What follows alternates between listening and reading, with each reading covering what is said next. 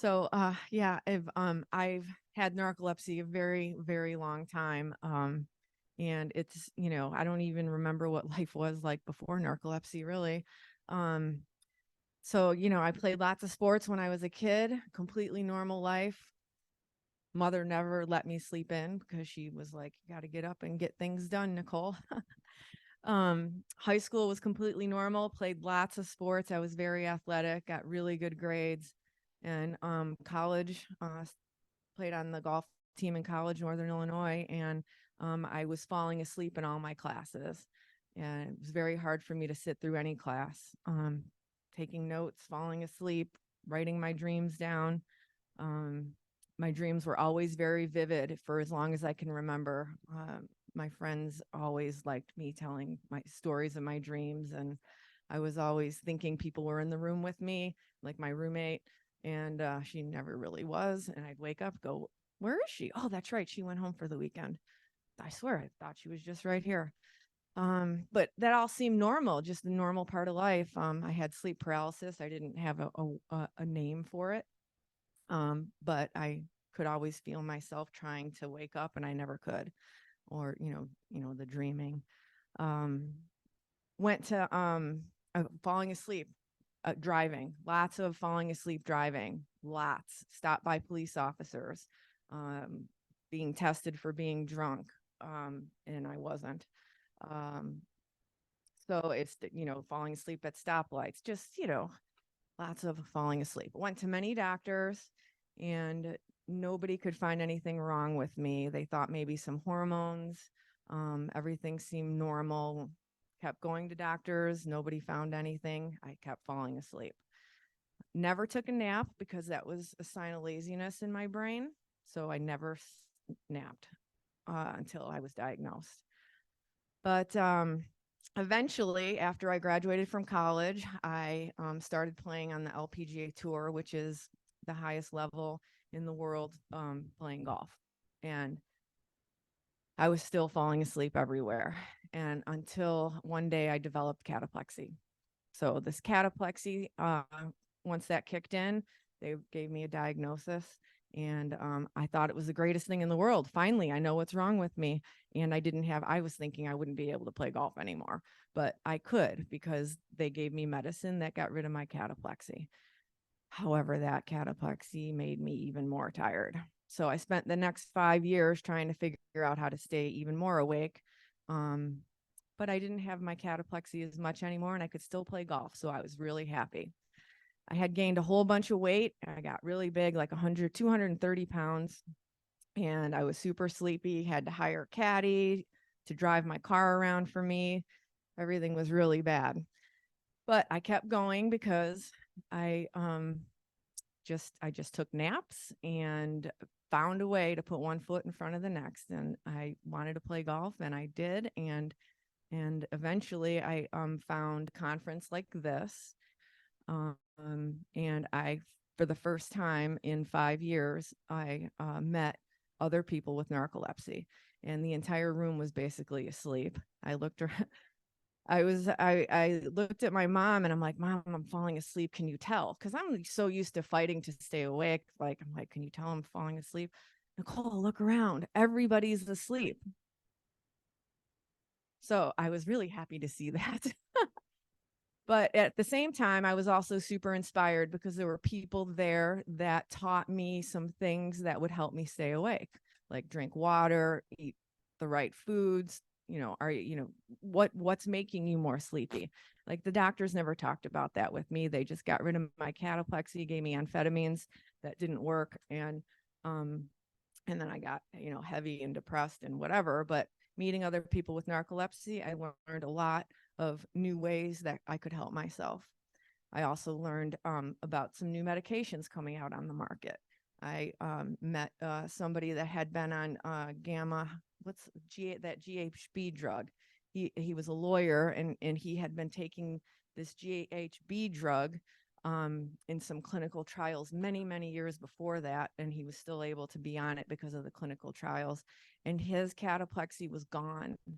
And I'll never forget it. I was like, "Oh my God, you don't have cataplexy? Like, that's incredible."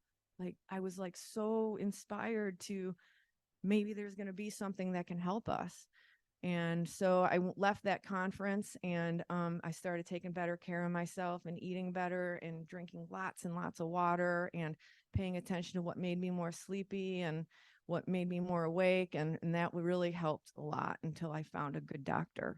And so doctors are super important. And so the biggest takeaway is to find a doctor that has experience with narcolepsy, because I went to the best in the world. I went to Mayo Clinic, Rochester. I went to Mayo Clinic in Jacksonville, and I was in Chicago, and I was not on good medicine. I mean, yes, they have improved dramatically. Back then, it was only amphetamines and a medicine that took care of cataplexy. We are in such a better place right now. It's incredible. Back then, there was nothing for anybody. I'm getting emotional.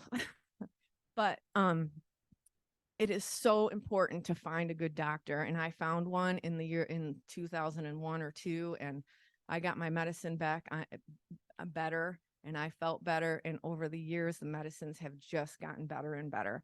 And don't be afraid to try something new, even if you think it's working. My medicine I thought was working pretty good. I tried something else. I'm even better.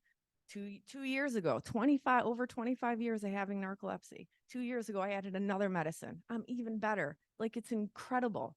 Like, there's even more hope for the future. The doctor that spoke earlier today, we're in a good spot, a really, really good spot. So I just wanted to share all that with you, and find a doctor with some experience that can help you, and pay attention to what you eat and drink a lot of water.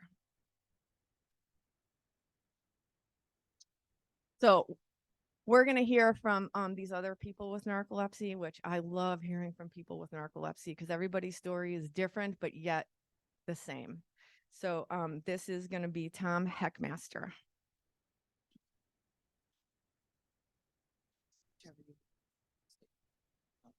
We on here? Oh, yes. Hi. Yes. My name is Tom Heckmaster. I'm 23 years old. I'm a software engineer and live in Denver, Colorado with my girlfriend, Isabel. Let's see. As far back as I can remember, I've always been a napper. Middle school, high school, I would nap almost every day. Never thought much of it. And I mean, the reality was, at the time I was swimming 6 to 8 practices a week. I was up at 4:30 a.m. multiple days a week to swim before school. I was in after school clubs. Like, I was a very busy kid, so napping was just necessary at some level. And fast forward, going to college, I continued to nap, frequently. And then we hit 2020, 2020 when the pandemic sets in, and all of a sudden I have the freedom to nap pretty much whenever I want, all day long. Nobody's really checking in on me. And so it was truly over that year that my napping went from something that I could do and choose to do at a specific time to something that I had to do. And I came out of that year napping 3+ hours in the afternoon with multiple naps before that, and still sleeping 10, 12 hours at night.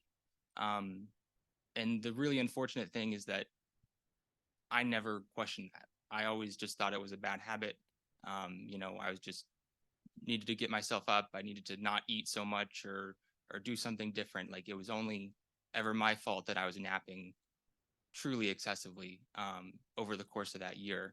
And similar to Nicole, in May of 2021, I started feeling the onset of cataplexy. And I think our society, there's a lot of stigma around napping and, it being a bad habit or a choice. But we also, as a society, recognize that losing control of your body is not okay. Like, feeling that sense of paralysis for any fleeting sense is not right. So I shared that initial kind of feeling of a symptom that I had when I was giving jokes, my knees would buckle. I shared that with Isabel, whose mother is a nephrologist. That's a kidney doctor. And talking about finding the right doctor, I mean, her mother is incredible. Having studied and worked on kidneys for 20, 30 years, she was able to put the word cataplexy, having heard that word once before in a medical school class so long ago, to my description of my symptoms. And I remember to this day pulling up the WebMD article for narcolepsy and reading the 5 symptoms and saying, boom, boom, boom, boom, boom, that's me. It was like it was a revolutionary moment, similar to Nicole, of like, just thank God, like that makes so much sense. It explains so much of what I've been experiencing over the past year or possibly years. And just to know that there is a cause for that, and it's not just me, it's not just a bad habit, is incredibly illuminating. And so from there, it's a process of getting, formally diagnosed. I, got a sleep study, and I think the quote from the sleep study was that, like, I fell into REM in an average of less than 1 minute in the 4 naps that I took. So came away with a diagnosis of narcolepsy from that, and started trying an array of treatments. And really, up until recently, my cataplexy has been poorly controlled. Xywav didn't help. Other medications didn't really help at the beginning. And we were at a point that, I was experiencing full body collapses multiple times a week, cooking, dropping a pan of mac and cheese on the floor, just randomly walking into events, I would just fully collapse quite frequently. And my message away from this is to really lean into your loved ones, because Isabel has developed this sixth sense for when I'm going to have cataplexy. And it's amazing that somebody who doesn't have cataplexy can know what's going to trigger it so well that she can cover incredible distances to protect my head or catch, my water bottle if I drop it in milliseconds when I'm, start to cataplex. So it's truly incredible. She's shown up in amazing ways. So what from there? And with all this experience of cataplexy, we had a lot of video footage of cataplexy. And another thing that Isabel did was start to put those videos of cataplexy on TikTok. And so we have a TikTok, and we'll share some videos after this. I think the most popular video had like 12 million views or something, so it got pretty popular. I was like #1 hashtag of cataplexy, so that was cool. Yeah, and what else from there? Yeah, like to this day, continuing to try different medications. I work from home. Thankfully, my company's been pretty,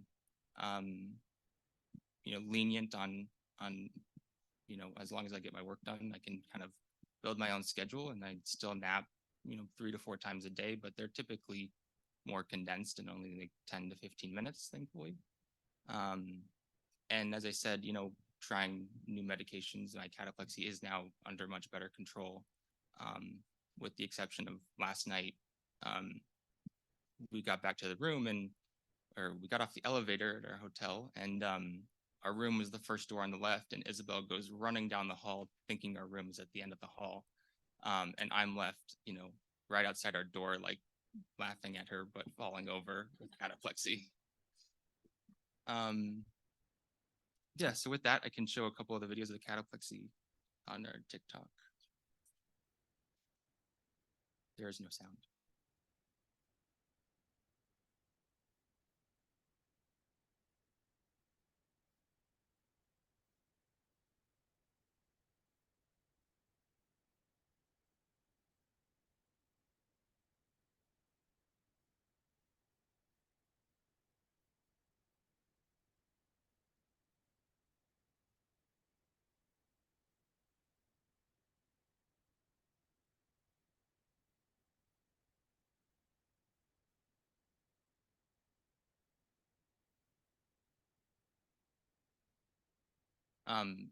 the backstory behind that video and most of our videos is that I'm watching Modern Family, which is a consistent, easy trigger for cataplexy when I was less controlled.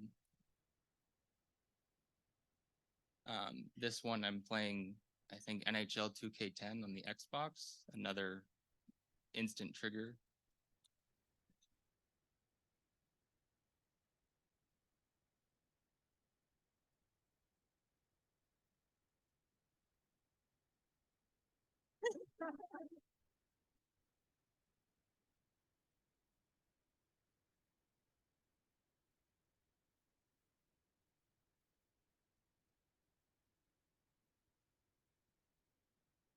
Yeah, I went from being really good at that to not very good.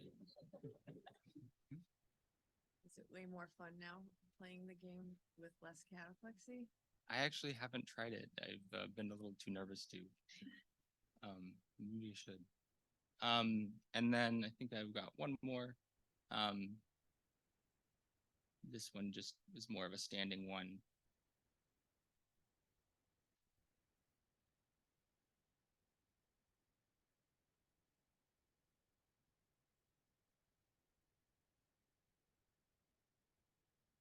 Just right back up.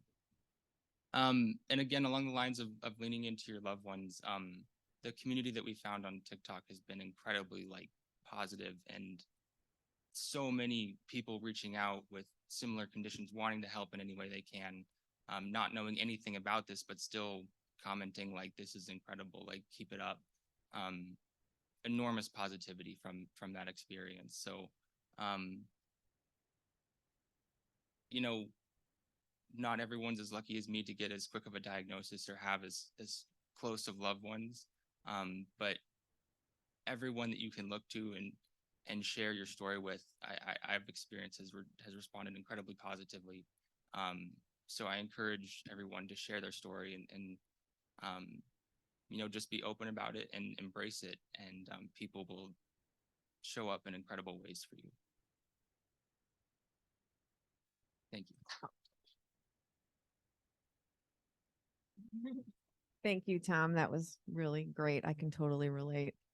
Our next person with narcolepsy is Olivia Sirpilla. No, wait, Ann Klaas. Ann Klaas. So I developed narcolepsy 22 years ago this week, actually.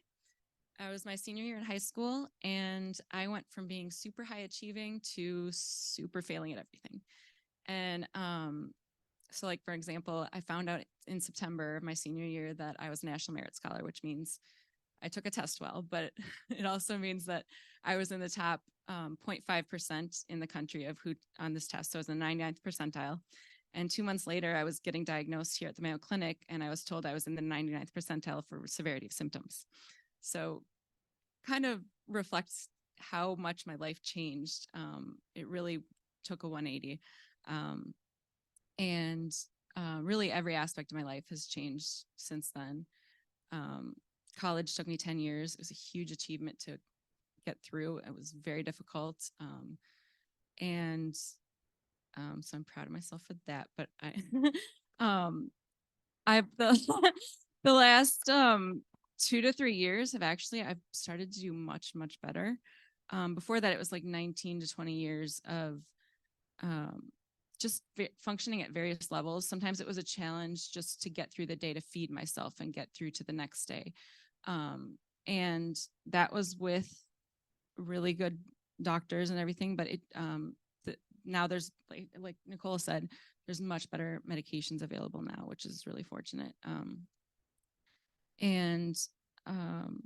I do want to say though that sleep has had a huge impact on my life, excessive daytime sleeping or not sleeping at night.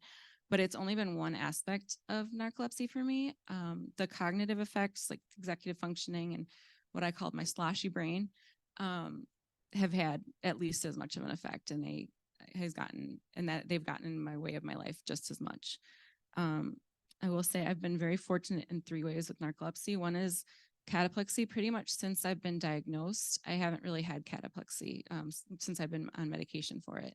I did have it before I was being treated, and Actually, Dr. Silber, who was here before, was my doctor, and I've never seen him as excited as when my teeth started chattering when I was in an appointment with him. He like jumped up and got some measurement tool or something. He was so excited. And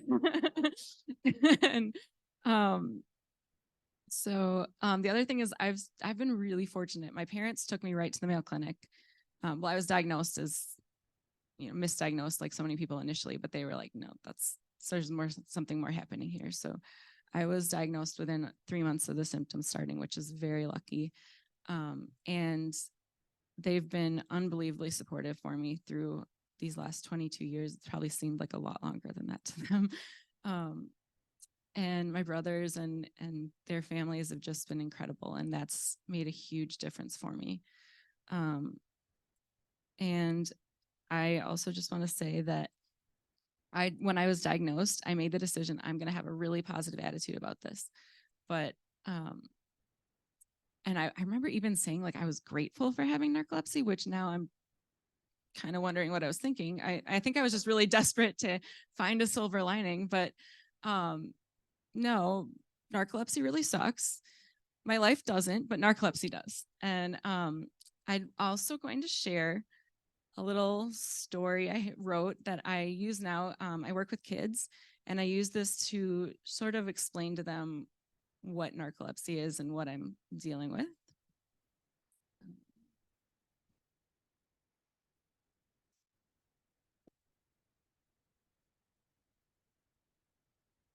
Just standing so I can see what screen I'm on. So Anne, I am Anne, and I am. I have a condition called narcolepsy that has made me sleep differently. Would you sleep here or there? I would sleep here and there. I have slept everywhere. Could you sleep in broad daylight? Of course, even standing upright. I have slept every span of duration and in every place in your imagination. My last year of high school started all right until I started sleeping not just at night. No matter how many alarms would beep, I could not wake up. I was in deep.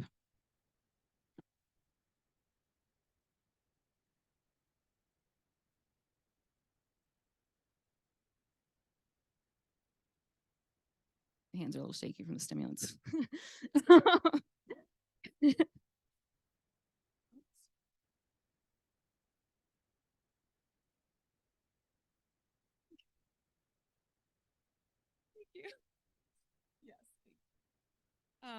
One morning that would prove to be fateful, I fell asleep right at the breakfast table. Into my cereal bowl, I fell face first, covered in milk, but not due to thirst. I fell asleep at school in the middle of class. My doctor said, try to be more of an A- lass. I snoozed straight through the ACT. That was a waste of the test-taking fee. The next doctor said I was depressed. Rather than dealing with life, I would rest. My parents did not think this was right. When she's not sleeping, she's full of delight. They were even more certain after Thanksgiving break. You see, I did not spend much of it awake. I fell asleep skiing down a mountain in Colorado. Luckily, the only thing I crashed with was snow. A snowball fight that day. 4 boys versus me. I curled like a turtle to avoid a cold, snowy goatee. Bashing and pelting turned into smashing and belting and pelting turned into smashing and bashing. Even as snow was shoved down my back, mid-attack, I hit the sack. My parents, worried, not pausing to finick, took me to the world-famous Mayo Clinic. 1 full week of 7 to 5 p.m. tests, every waiting room witnessed my rests. During the ECG, CT, MRI, and other procedures, I got some shut-eye. Techs glued wires to my body and head. Looking like Medusa, I went straight to bed. My parents were right. I was not depressed. My sleep test results had Dr. Silber impressed. And that was just the start of me turning strange sleeping into an art. I quickly learned when entering any new setting to automatically assess what could work as bedding. Any chair, bench, ledge, floor, hallway, or surface I'd see, architectural features, concrete blocks, all worked for me. And if I was outside instead, I'd find a rock, stump, or tree to rest my head. even standing at a rock concert. I went inert and fell asleep leaning on my then boyfriend's shirt. I have slept for days and days straight, waking just long enough to devour a plate. Over a year, not once sleeping more than 3 hours per 24, a zombie, I struggled with the most basic chore.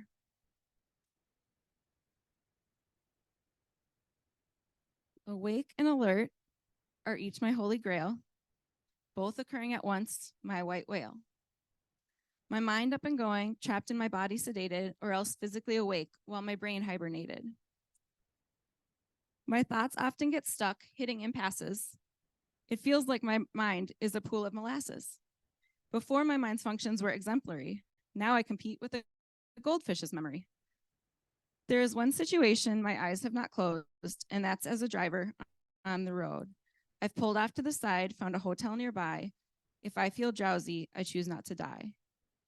When it comes to sleep, the most different for me would be to get a normal night's rest. Please be patient with me.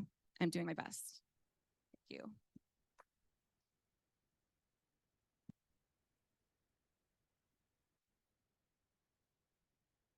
That was great, Anne.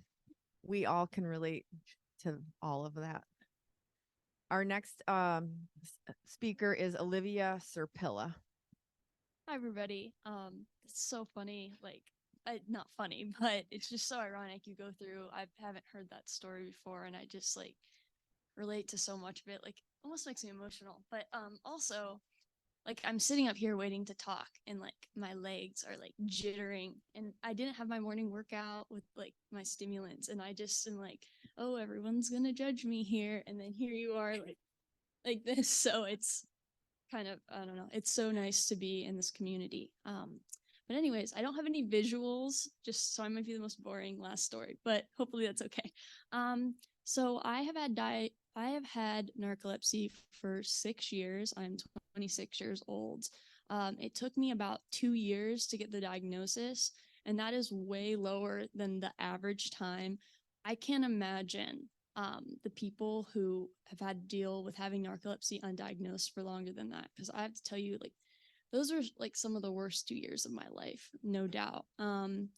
I grew up as this crippling perfectionist. I had to be the top of everything, whether that be academics or sports. And so I got this onset of narcolepsy also in my senior year. It's kind of interesting. There's a correlation that's happening too, of high school, and I didn't know it. And I was getting ready at moving on to college, which I worked really hard to get into like a very high stakes college. And so I was ready, but felt a lot of pressure to try to perform at those same levels when I moved into college. But I had these strange symptoms of exhaustion. So I was pre-med back then, and I would go into my chemistry classes, and I would sit in the front row, center seat of a 500 plus lecture hall every single time. And I'll tell you, I can remember I would sit with my elbows and I would just hold my eyelids up. I would just hold them. I'm like, why? And my eyes would still roll back, just like trying to force myself to like stay awake and focus. And when that wouldn't work, I would get up and I would go into the bathroom and I would like kind of hit my cheeks. My hands are always cold, so that helps. And then I would splash water. And I can remember the way that the bathroom looked in like that lecture hall. Like, I can remember just exactly staring at myself in the mirror and saying, like, what is wrong with you? Like, why can't you stay awake? Why can't you do better? So it was just a really hard time in my life, like talking down to myself and all of that. And it got bad enough that I would sit and I'd be doing, organic chemistry problem sets for 4 or 5 hours. And just as I would finish and like breathe that sigh of relief, oh, I'm done for the day, I would blink and I would look at my notebook. It was blank. I dreamed all of it. Yeah. So this would happen over and over again. And you kind of put me into this state of delusion because, my brain was still working through those problem sets. So I was exhausted and then hours had passed. It wasn't really real. I tried to cope by doing all of my homework and my work like on a treadmill. So, you keep pushing, and that didn't work. It's going to fight right back. Eventually, I had to leave. I had to go on a medical leave. And I can remember my mom driving me back from school and me thinking, I'm a failure. I failed. I can't handle hard things.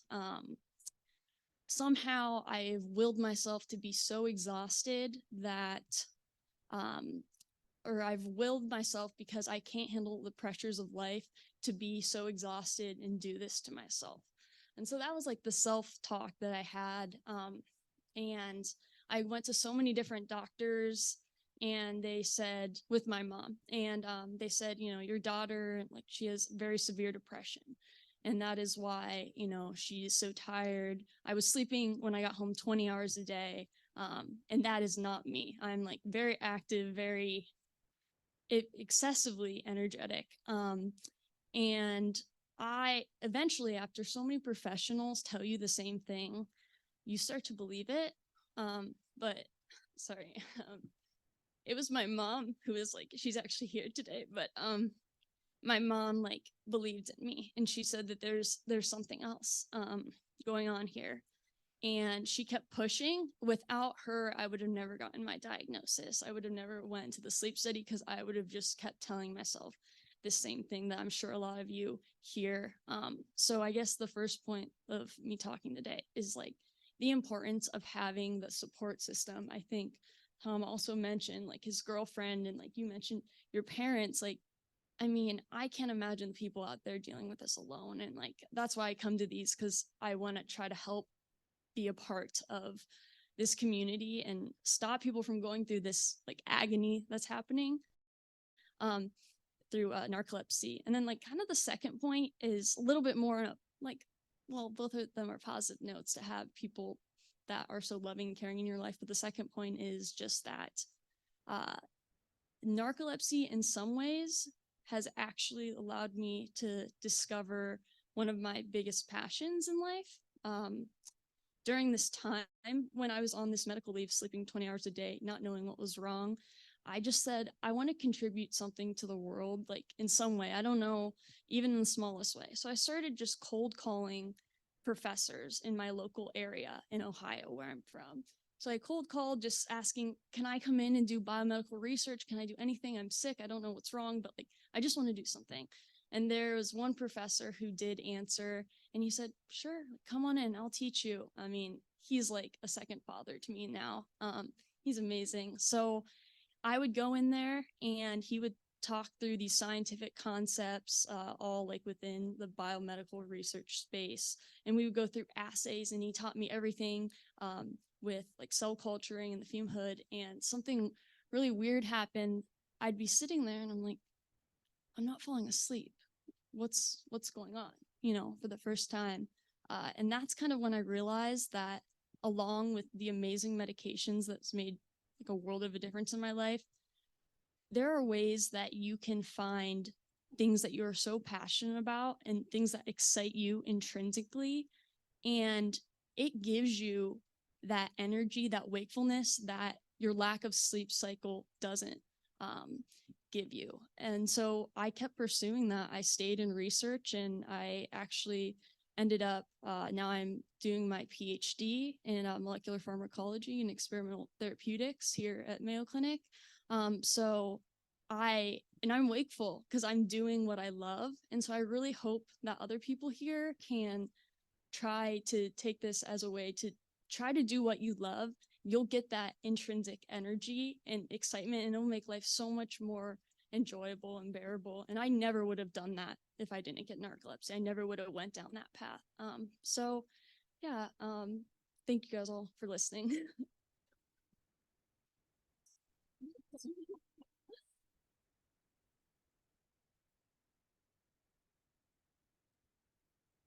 Okay, so we'd like to take some questions. Great stories, everybody. Does anyone have any questions for us?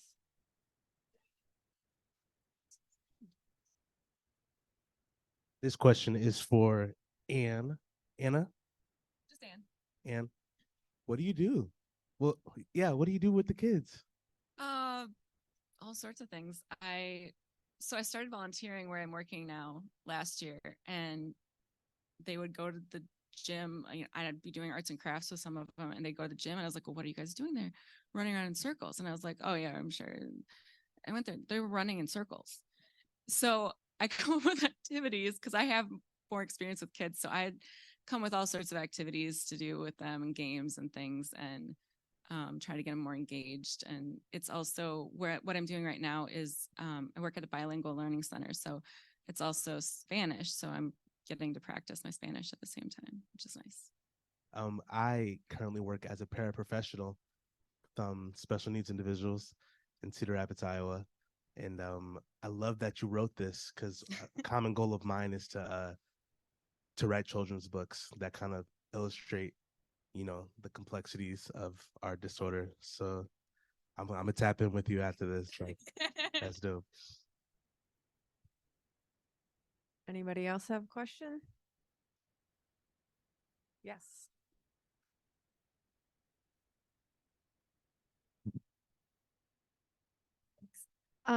Olivia, I know you mentioned you have cold hands a lot, and I'm just wondering, I'm the parent of a daughter who has narcolepsy, and I think that that's something she frequently says too. I'm wondering, does anybody else get that? I'm just curious, just because I feel like it's a prevalent thing. So. Yeah, I wonder if it's like a circulation issue or something too, because they're freezing all the time. Yeah. So. Oh, yeah. No, I get Raynaud's, the yeah. Raynaud's. Yeah. Yeah.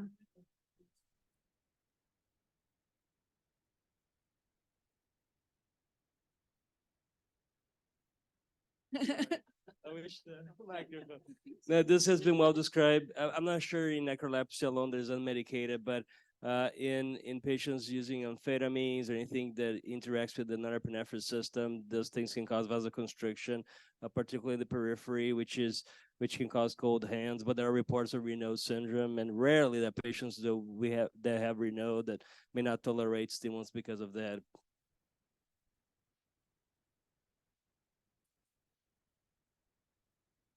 Any more questions? What is one thing that you wished your doctor knew about your life with narcolepsy? It's very different to treat people with narcolepsy than to have it.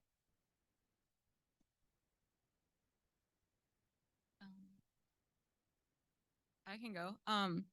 I am very lucky. The doctor I have now really sees me as a complete patient, and he wants to treat every part of me. And several years ago, when I wasn't functioning as well, he was like, "We're going to get you back to being a real person." And he was like, "I hope you're not offended by that." And I was like, "No, I'm glad that you get that this isn't like the life that I want right now."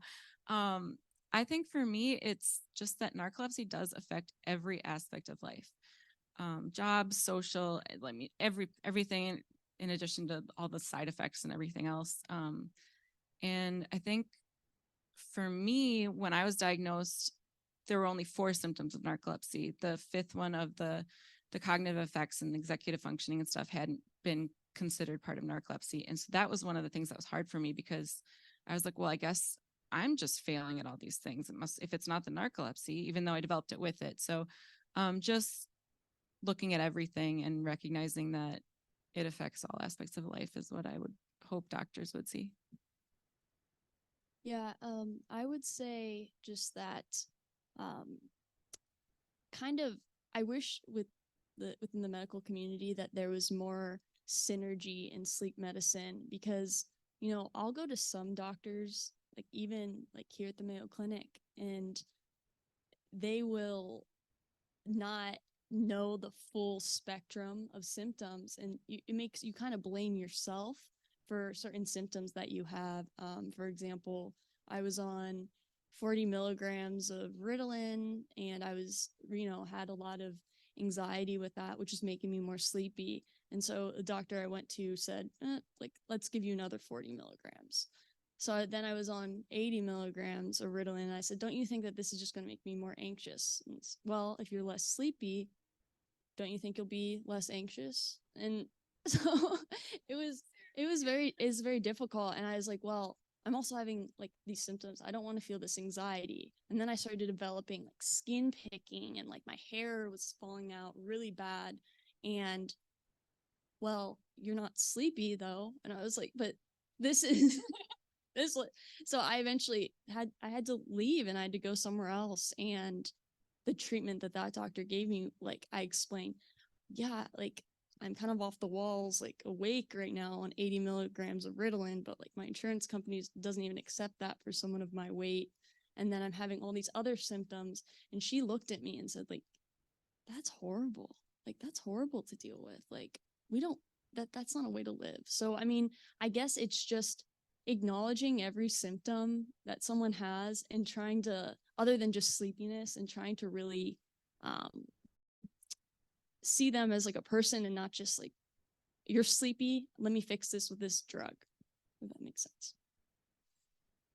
I'd like to see the doctors, direct the patients or the people with narcolepsy to Wake Up Narcolepsy or the Narcolepsy Network, or online, just to some support group or something, because it's really beneficial to talk to other people with the same issues, and you realize that it's, you're not alone, and there's ways to manage our symptoms better. And I don't know, maybe they do that now, but back when I was first diagnosed, I mean, I didn't hear anything like that. So. In addition to your medication management, do any of you do any type of clinical therapy besides like your support groups or? I mean, napping. I'm very regular on my naps. As the first doctor who spoke today mentioned,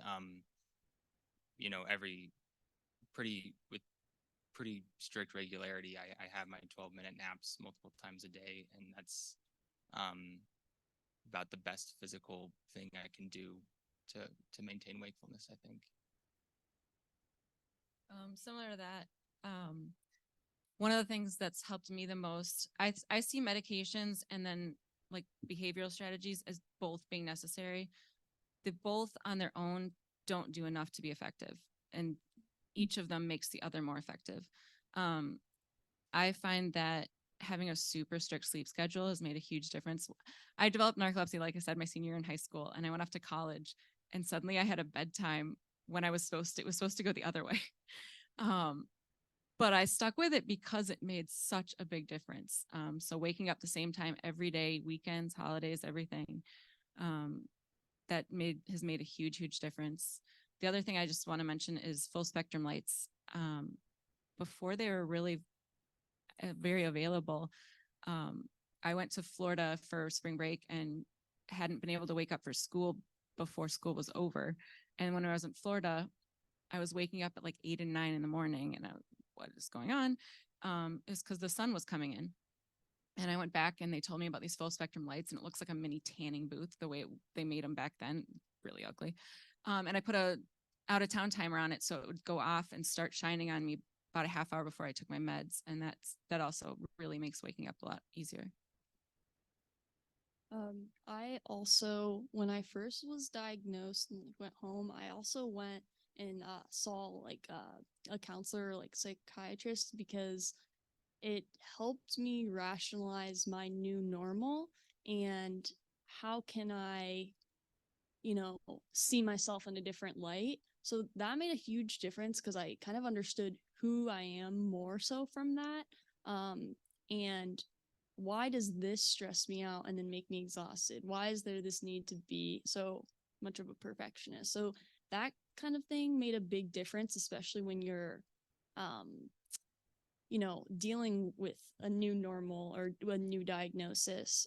So that made a big difference. And then I have to work out every day. Like I missed it this morning and I'm like not right, but that makes also a big difference in my life. And then sometimes like going off of what you said with the light therapy, my room does not have a window that like directly like hits my face, which can be a problem. So sometimes if I know like I gotta get up early in the morning, I'll sleep in my living room because it has more direct sunlight. Because the light, it makes a big difference too. So I'll also just quickly say that I have had never before, but since narcolepsy, I have had problems with depression and anxiety. And so if that's more what you're asking, something that's been effective for me is DBT, dialectical behavioral therapy.